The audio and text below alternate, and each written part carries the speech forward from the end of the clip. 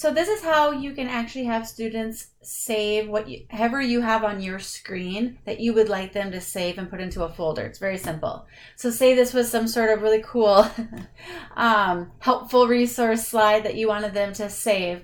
All the students have to do is they have to go up into File, and if they go to print the whiteboard, and then instead of all pages, perhaps just that current page that you're on, what they can do is after they click OK on this, you can actually Microsoft Print to a PDF, and then they would perhaps go to their desktop and they would perhaps locate whatever folder it is that you had them label it, and then they can name the slide, and then they would just save it that way. So super simple, no screenshots or snapshots or taking pictures with your phone required or anything like that. So once again, that was File, choose to print the whiteboard, just the current page probably.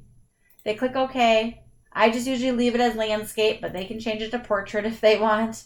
Click OK. And then if for some reason Microsoft Print to PDF isn't what pops up automatically, they would just choose that from their drop-down menu.